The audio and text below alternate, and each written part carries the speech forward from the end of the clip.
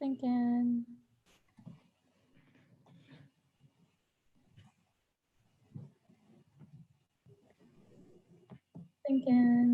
Oh, good. It caught me saying it's thinking, and now it's going to all of this. That's fine. So, hi everyone. So this is Kiyomi and Devon here over at Center of Life. Sorry, it's thinking, and now it's going to hear this. That's fine. So, hi. Oh my goodness. Okay, just a second. There we go. Okay, so hi everyone, this is Kiyomi and Devon over at Center of Life. We're here for another Healthy Hazelwood Wellness Workshop, and we're really excited here to have Paige Williams, who's the Program Manager of the Community Health Initiatives at Duquesne University School of Pharmacy. And Paige is going to be here talking about COVID-19 and going back to school. Yeah, thank you. Thank you guys so much for having me today. As Kiyomi said, I'm going to talk about going back to school with COVID and really just understanding this new normal that we're living in. So first, I just want to do some introductions, and I want to keep it pretty conversational just because I don't want to just sit here and like talk at you guys. So I was thinking we could all go around and say our name and how many kids we have and how old they are. So I'm Paige, and I have one daughter. Her name is Willow, and she's 2. And then if you don't have kids, say pets or whatever. Hello, okay. I'll go. Hello, my name is Jessica Hobart, and I have a 6-month-old and I have a 16-year-old. Was I supposed to say something else too? Oh, you're good.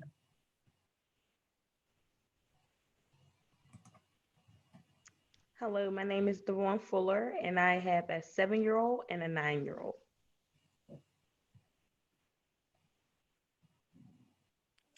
Hello, my name is Alexandra, and I have 3 boys, Maurice, Darnell, and Ferrando.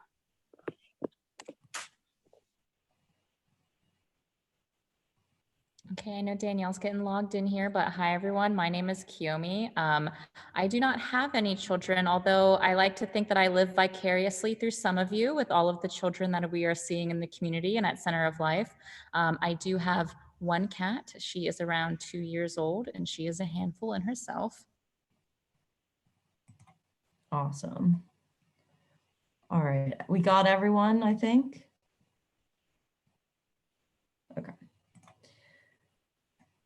So schools reopening really pose a lot of challenges. So not only for us as parents, but administration, teachers,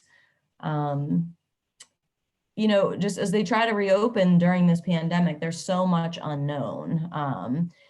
Now with kids having to wear face coverings, practice physical distancing, there's lots of schedule changes happening, new cleaning practices. So this is really changing how our children are going to learn this year. So I start off by saying that as just really having some understanding towards everyone that's in this, because we're all in this in some way, shape, or form, even if we don't have kids, the administrators, the teachers, the school personnel, the janitors that are working overtime to make sure these spaces are clean, and even our kids. I mean, this is a lot for them. They're not used to learning at home and learning in this environment with a mask on and practicing physical distancing from their friends. So it's just, there's a lot of challenges happening, and I think it's just important to really understand that everyone, whether you're on one side or the other, it's not easy for anyone. So both Pittsburgh Public and Propel Hazelwood, they are starting out with multiple phases. So I know that Pittsburgh Public is offering a staggered model, and as well as Propel Hazelwood. However, Propel Hazelwood is starting off primarily online for the first 6 weeks. So you may have children that either go to some of the Pittsburgh public schools or that attend Propel Hazelwood. And I just wanted to open it up to you guys and say, if you have school age children, what option did you choose? and what has worked for you in that option. And I can start off by saying that my child is not school age, but she does go to daycare. And, you know, it was a big decision to decide if we were going to send her back.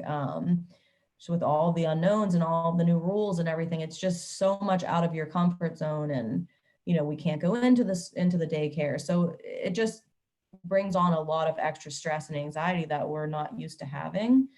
But I will say it works for us because we need that time away. We need to be able to focus on our work. And that's really the only way that we could get it done. So for us, her going back to school was the best model, but some people that doesn't work for. So I'm just curious to hear what's working for you all.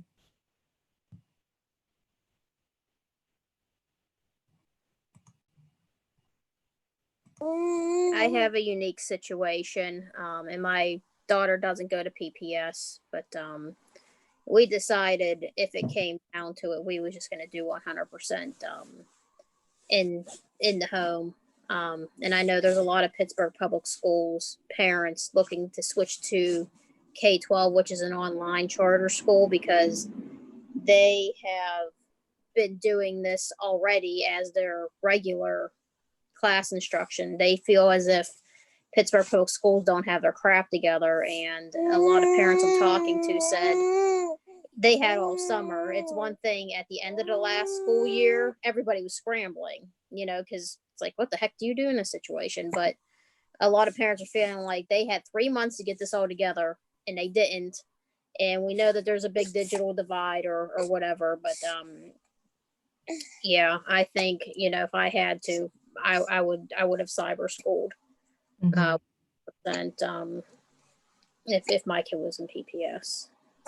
And of course the 6-month-old isn't in school, but she was slated to go. She was slated to go in daycare too. And, you know, I was thinking, it's like, oh my God, she's a baby. Babies put everything in their mouths, and, you know, whoever would handle her is handling other like, you know, this is, I mean, you could see she's on my lap. You know, like, there's no social distancing with infants. And I know the infant rooms are smaller, like it's, you know, 1 to 3 or whatever, but, or, you know, a lot more people to help. But yeah, it's just, yeah. And then oh, sorry, Jess. I know, go ahead. I was going to piggyback on what you said, but I don't know if all of you noticed that it's like right before all the schools were, you know, going to open back up. It's like there was like a big rise in cases with children all of a sudden, because from what I remember when the virus first broke out, they were telling us children are not, you know, affected by it and things like that. And then, you know, what I chose was to 100% keep my children home for the rest of the year. They're doing the remote learning, and like we're fine with that. You know, it's safe. One of my children is considered high risk because he has asthma. So that's what I chose. Sorry I cut you off, Jess. I didn't mean to, you know, like take over. Oh no, it's fine. I mean, that's all I really had to say was, Yeah. You know, I know some parents, they don't have much of a choice. What dinner is. So what are you going to eat for dinner if you don't get one? Oh, sorry. They're tough decisions that we're faced with. Yeah, and for me, I did the same. When PPS was asking what did we want to do, I had opted in to do e-learning, although my previous position, they were trying to bring people back into the office. So they were doing a hybrid. Either you can do some days or not. So I was kind of at a crossroads of what I was going to do. If I had to go back in the office, I didn't want my children to go in, but I was at a point where I'm like, they have to go somewhere because I won't be here. And I am an asthmatic. So I was like, not really worried about it, but it was definitely something in the back of my mind, as well as being around others, I wasn't sure how other people were handling COVID-19, if they were taking the proper precautions. And so definitely it was like, what do I do? But then I was able to come on to a new team to where I was able to work around that schedule. I see you, Kimmy. And great. but it allowed me to pick e-learning because that's what originally I wanted to do anyway, just to be safe, as well as I felt like I wasn't sure how school was even going to look. Was it going to look different? And I just wanted to help my children transition as much as I could, because just as much as it's new for us, it was new for them. And I felt, I don't know if anyone else noticed this, but I felt my children get a little bit more clingier around this time. Although they're a little bit older, they got a lot more clingier. And I think that was their response to all of the changes of everything. Yeah, I agree for sure. Anyone else? Yeah, my teenager went through. It made her go through an entire loop, man. Like, she's used to, her friends. Even though she says I hate school, but she was used to seeing her friends every day. She was used to getting, sitting at lunch with people. She was used to looking forward to going to jewelry class, and then it went from that to, boom, it's freezing cold. There's a new baby in the house. Like it was just.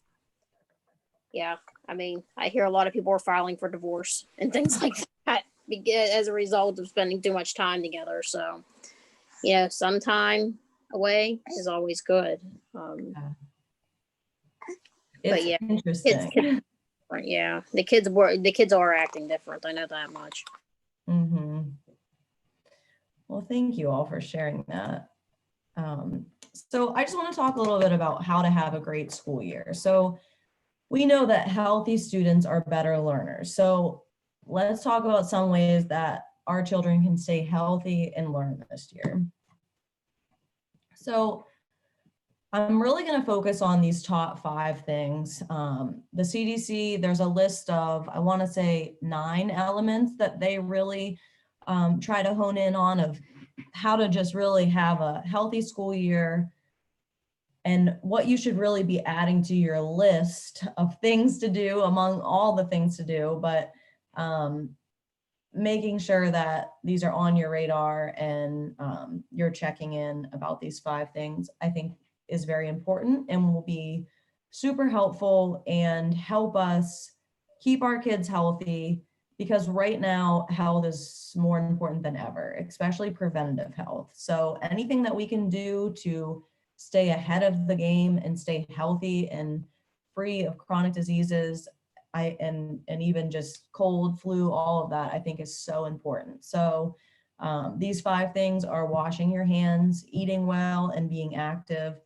limiting sugar sweetened beverages, avoiding the use of e-cigarettes, and making sure that your children are receiving all of the vaccines that are scheduled for them, as well as flu shots.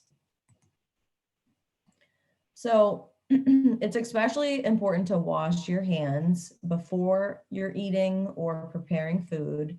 Anytime before you're about to touch your face or your mask, leaving a restroom, blowing your nose, if you're coughing and sneezing, it's super important to wash your hands after doing all of that.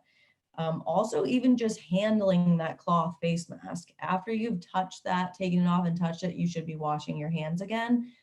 And also, if you're caring for someone that's sick, or touching petting your animals or anything, it's so important to make sure that we are practicing good hand hygiene. And especially during these times of COVID-19, it's really important that after you've been out and about, whether it's a playground or even like dropping your child off at school or whatever it may be, it's so important that your first automatic thing is, I'm going to go inside, I'm going to wash my hands. So just that before you even touch anything else, you go in, you wash your hands.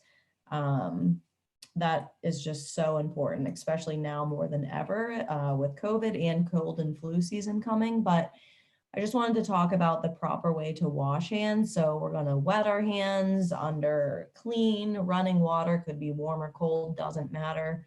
You want to apply soap and really lather your hands together. Make sure you're getting the backs of your hands between your fingers and up to your wrist.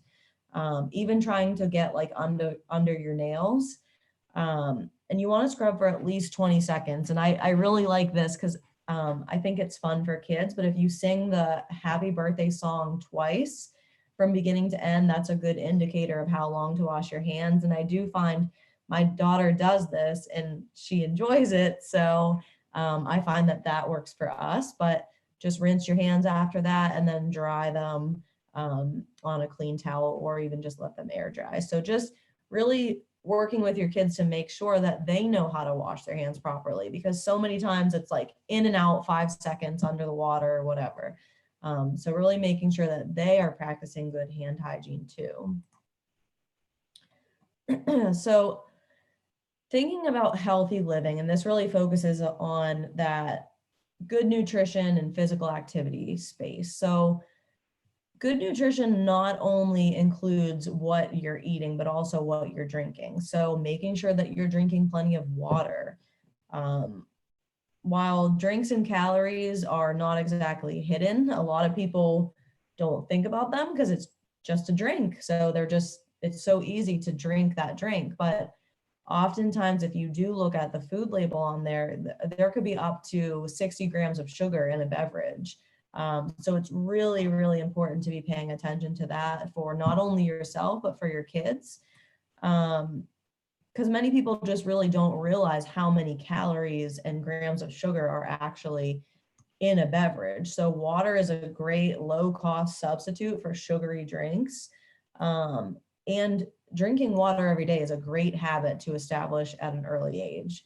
And that's the other thing that I want to say too, is just these health habits are so important, especially at a young age, because the older we get, the harder it is to make changes. So starting them young with really like drinking the water, eating the fruits and vegetables is so important because it creates lifelong habits.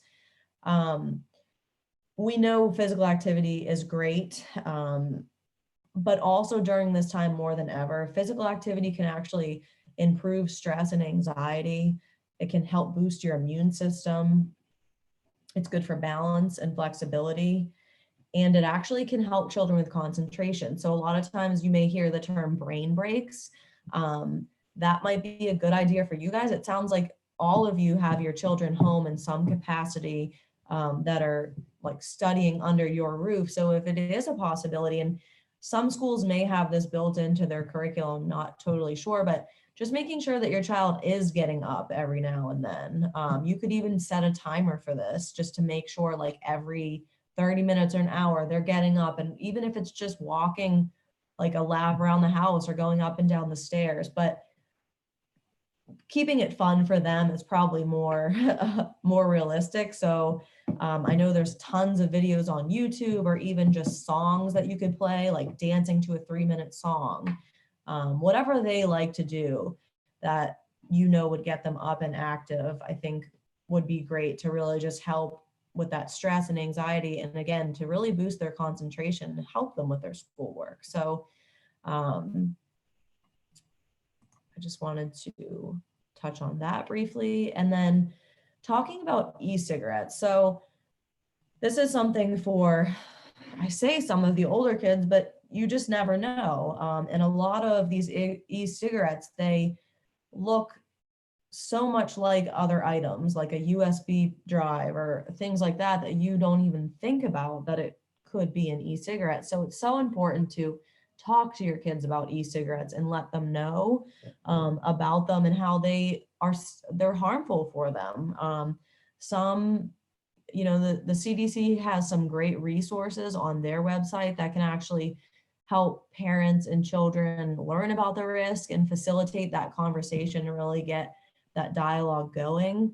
But it's really important for them to know too, like the nicotine that's in these products can still harm them, and it can harm their brain, and specifically areas that are responsible for learning, memory, and attention, which now more than ever, we need them to be attentive and learning and really on top of their game while they're doing homeschooling, because it's so easy to get sidetracked when you're not in a classroom with, 20 other kids. So really just taking the time to check out the CDC website and see what they have to say and what conversation starters they have for your children, just to get it on their radar, because these things just sneak up on us so fast. And like I said, so many of these items don't even look like a cigarette or something that you would recognize. So it's just important to be aware of that and know that there is still harm in them.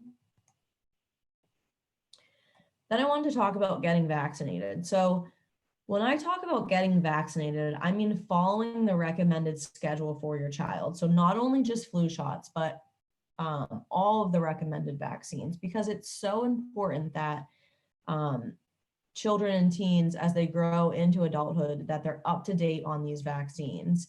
And it's really up to the parents to protect the child in terms of vaccines. So not only that, but vaccines really protect everyone in our community. So there's people that are just more vulnerable than others. There could be children that have leukemia or some other chronic illness that they can't be vaccinated. So when we talk about vaccines, of course, make sure that it's for you, but just understand the importance of it, because not everyone can be vaccinated. So it's really important that our kids are up to date on these things.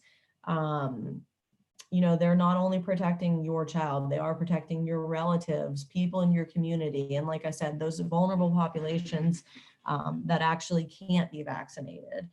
Even I know when I had my daughter, they couldn't get the measles vaccine until a year old. And we had that big measles outbreak right around the time of, she was probably 6 months. And I thought to myself, man, this is why we do this. This is why it's so important for everyone to have a measles vaccine, because now I have a 6-month-old that I'm worried she's going to get measles and she can't be vaccinated. So I like to use that example because it really hits home with me. And I think oftentimes we lose sight of that. So I just wanted to touch on that briefly as well. And then talk about resources in your neighborhood. So I know now a lot of people are scared to go to the doctors and scared to go out and leave their homes. But like I said, that preventative health care, those well child visits, staying on that vaccination schedule is so important now more than ever. So resources that are available in your neighborhood, there is the Hazelwood Family Health Center on 2nd Avenue. They do have a pediatrician on staff there, and she is wonderful. So please check out Hazelwood Family Health Center if you have not been there. If you have a provider that you see regularly, please, if you love them, go see them, re-engage with them. And we are also working to get some immunization clinics happening in Hazelwood, so that if your child is behind on vaccines, we can get them up to date on those. I also wanted to talk about what Duquesne University Center for Integrative Health has to offer. So we are in your community providing pediatric asthma care. We provide care to children at the Spartan Center and Propel Hazelwood. Now, this was all pre-COVID, but we are serving the community virtually until we have, the green light to go back out there and see children again. But if you or anyone has an asthmatic child that would be interested, you can always contact me directly about getting signed up. But not only do we offer our asthma clinic, but we also offer medication therapy management, and that's a free program, and that's for adults as well. So if you have any chronic disease, you can, again, reach out to me and I can connect you with that resource. But that's free medication therapy management. So really making sure that you know how to use your medications, that you're taking them appropriately. And if you're having trouble accessing any of them, or any machines that you would need to use the medical equipment, we can help you with that too. And then we are also offering free smoking cessation. Again, smoking cessation is now more important than ever because we want our lungs to be healthy. COVID affects our lungs, and it's so important that we're doing everything that we can to promote our lung health. So we are offering free tobacco cessation classes. And those happen on a weekly basis for 4 weeks at a time. Through those, we would assist the person with getting nicotine replacement therapy. So that would all be free to the person in the program as well. The program is free. I don't know if I already said that, but, and that is all virtual too. And then, like I said, our asthma clinic, we're always accepting new patients for that. So if you have a child who is asthmatic, please connect with us and we will work to get you on our schedule. Like I said, we are doing virtual visits. So right now it is really just like a Zoom with a pharmacist where you would talk about the medications that your child's on, make sure that they're taking them appropriately. And again, making sure that you have everything that you need during this time, and just getting you guys really set up for success. So that concludes what I have for today. Oh wait, I lied, there's more. Sorry, I thought that was it. COVID-19 policies and procedures. So just some back to school health and safety tips. We all have seen this everywhere. Wash your hands frequently, avoid touching your eyes, nose, mouth with unwashed hands. Practice that physical distancing, trying to stay 6 feet apart, covering your mouth with a tissue or your sleeve when you cough or sneeze, and wearing a mask in public. So when we think about physical distancing, this is really just avoiding close contact with people that are kind of like outside of your quarantine team, I guess I'll call them, all those people that you've been quarantined with for months now. But when you're inside your home, and if a family member is sick or comes down with COVID, it's really important to avoid close contact with that person, if you're able to, of course. And then outside of your home, physically distance yourself from people who don't live in your immediate household. So if you're waiting in line at a store, making sure that you're not like right on top of that person, but allowing some space there. And just remembering that somebody who doesn't have symptoms could still spread the virus. So that's why this physical distancing is so important. And same with the mask, obviously. Wearing a mask, you can spread COVID, like I said, even if you don't feel sick. So wearing that cloth face covering not only protects you, but others around you.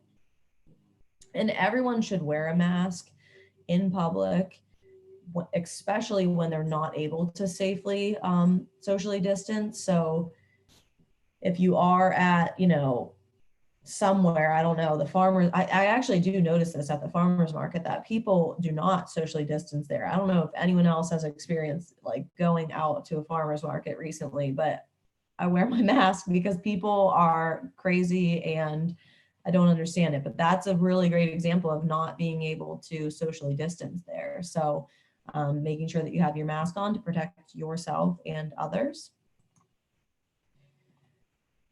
And also knowing that children under 2 should not wear a mask, or anyone that has trouble breathing or cannot remove the mask themselves.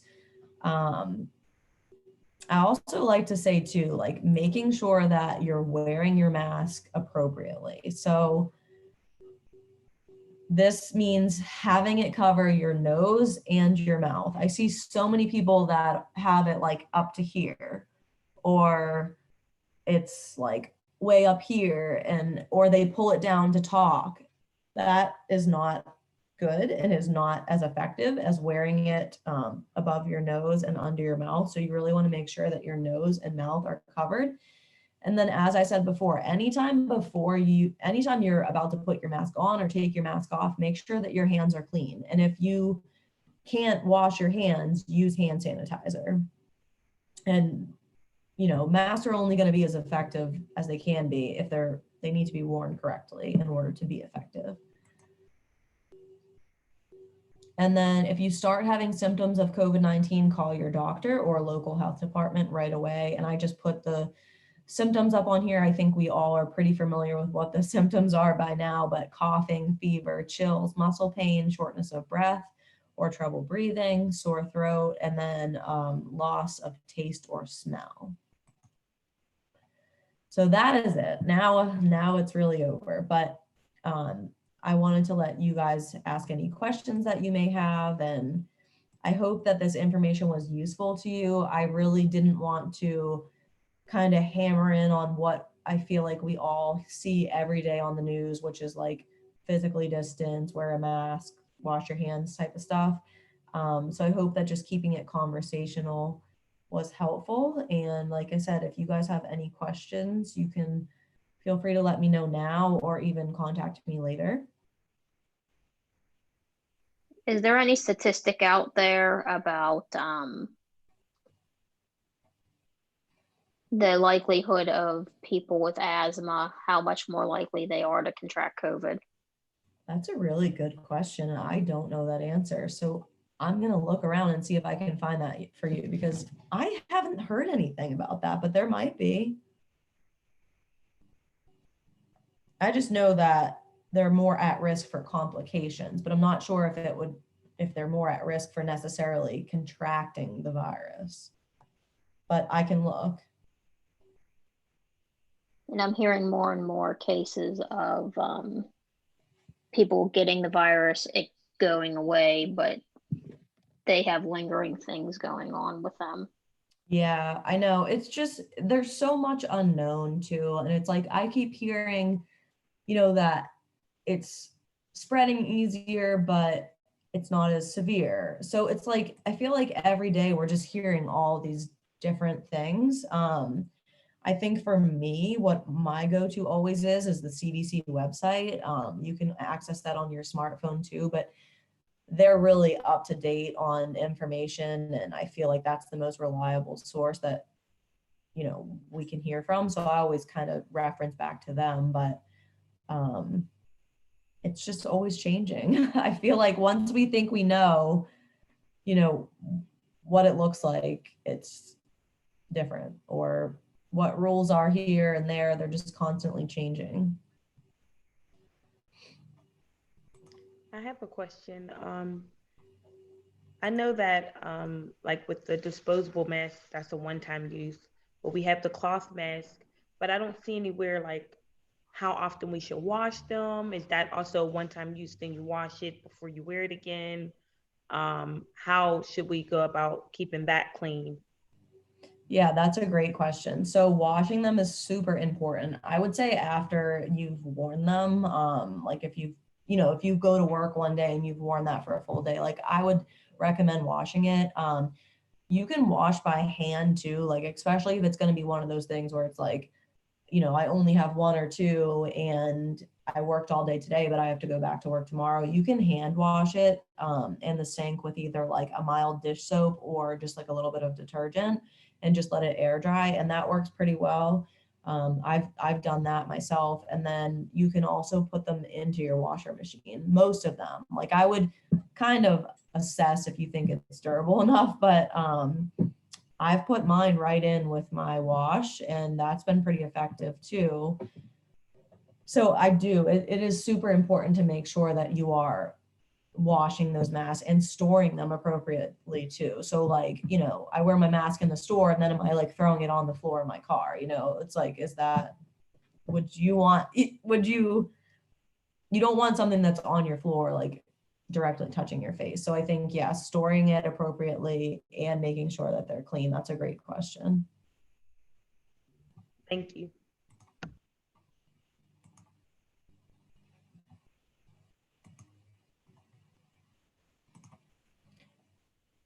And then, as I said to Kiyomi before you all got on, if there's something that you wanted to hear about today that I didn't cover, please let me know. I'm more than happy to find you what you're looking for and assist you that way. So this is my cell phone number. You can call or text. And then I feel like a lot of you guys have my email. I feel like I know all of you, so you know where to find me.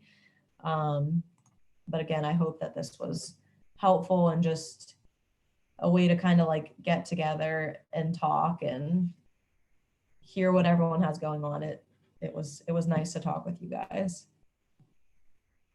Thank you so much, Paige. Does anyone else have any other questions?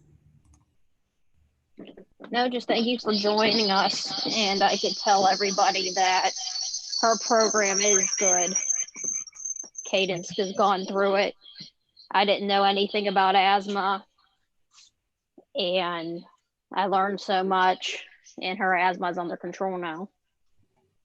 That's awesome. Thank you. We always like to hear that. So yes, if you know people with asthma, or if you have children with asthma, please reach out.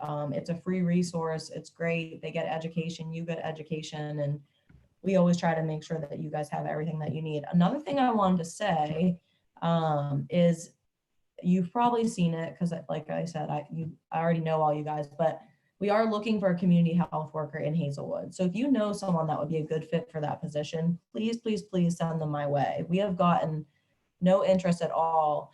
And I would just love to get residents like you all involved in this position, because you would have the opportunity, like if you like what I've talked about today and you know the things that we work on in the community, you would have the opportunity, or the person, your friend or whoever, would have the opportunity to do all of those things with us. So I know that you guys are all great people. So I hope and think that you know great people in the community. So send them my way.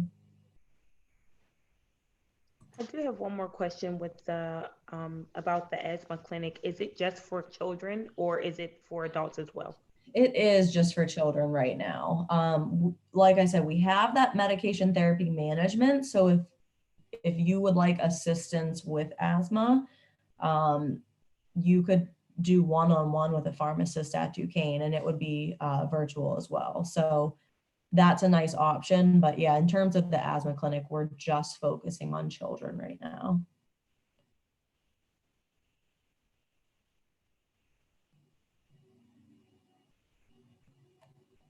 Hey, any other questions? Okay, thank you so much.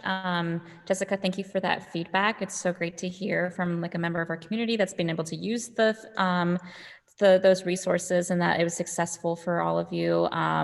Paige, thank you so much for spending an evening with us and sharing all of that really great information, and then also plugging the community health worker position.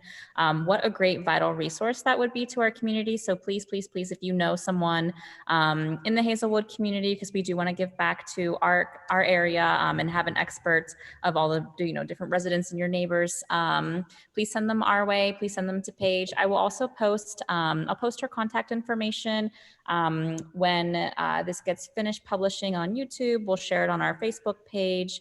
And if there's any other questions that you're thinking about, feel free to post them in the comments and I can forward them on to Paige as well. But yeah, thank you so much again for your time. We so appreciate it. Yeah, thank you. Thank Just you. Thank one more note, that person, that community health worker, they don't need like a health background or anything. So it's just a high school education. We're going to do all the training and all the stuff. So if they're passionate and they're interested in helping their community, send them my way. Is it full-time or part-time? It's full-time. Okay. All right. All right, thank you so much. Have a great evening, everybody. Thank you guys. Bye, everyone. you. Have a good evening. Thank you too.